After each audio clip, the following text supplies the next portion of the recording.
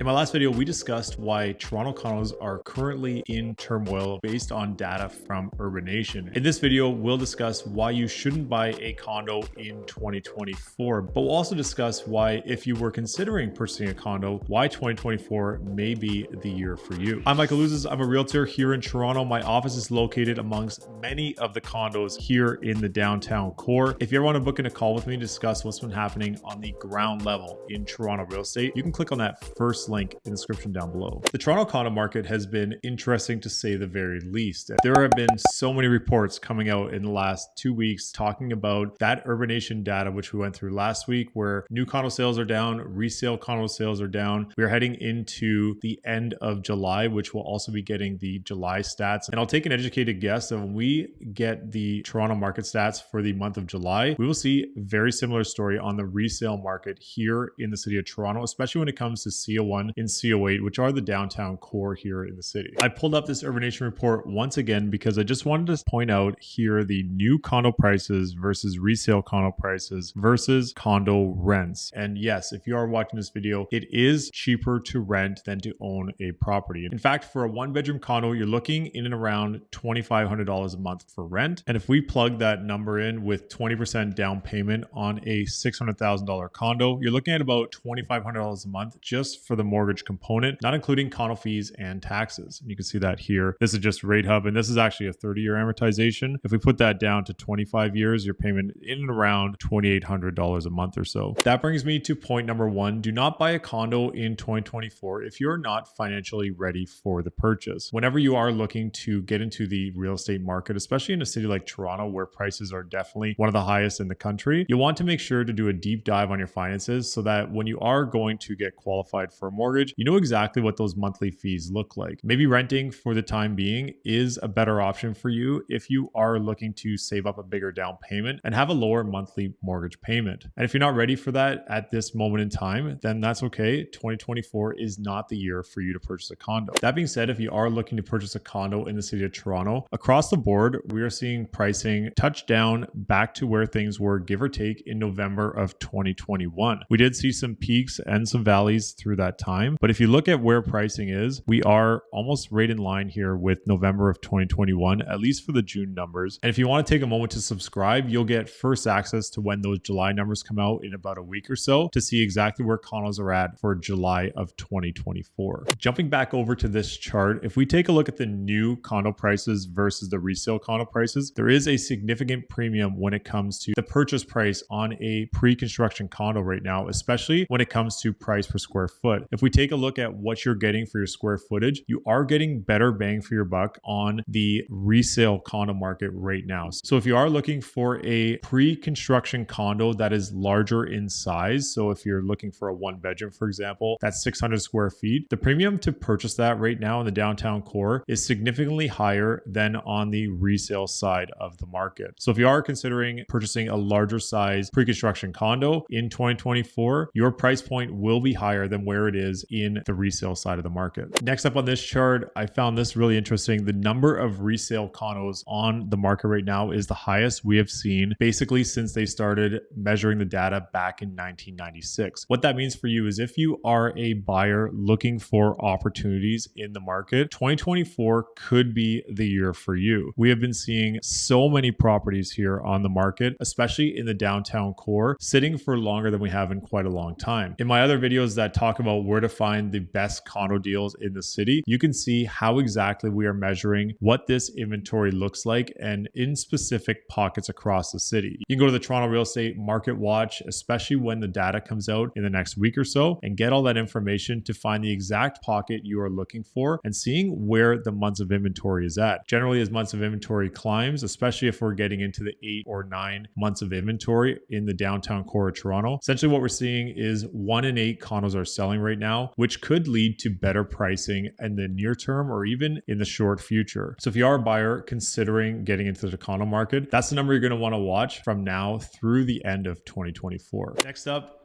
don't buy a condo in 2024 if you intend to flip that property on closing. We've heard a lot of horror stories about the flipping market. And in general, if you are looking to purchase a property on the pre-construction side, be sure that it's something that you want in a desired area and something that you might intend to keep for a long period of time. Same thing goes on the resale side of the market. If you are looking to purchase a property, think 5 years out from now. In general, the 5-year plan will give you enough time to hopefully see some upside on the property. If you are looking in a 1 or 2 year plan, maybe renting is the way to go versus committing to purchasing a property for 1 or 2 years. Renting gives you the flexibility to make a move in that 1 or 2 years time. However, if you are purchasing, there are significantly more costs involved, which you may not see the equity build up enough in those 2 years of time, especially if you haven't put down the 20% down payment. If you are looking on a 5 to 10 year plan, generally the 5-year plan is enough time for a mortgage to renew. So it'll give you more flexibility options and less penalties, hopefully, when it comes to selling. So that 5-year plan is in general what I would always recommend if you are looking to make any kind of purchase, to have a 5-year outlook on that property. I'd love to hear your comments down below on anything you would add on why or why not to purchase a condo in 2024. I'm Michael Ouzas. Thanks for watching.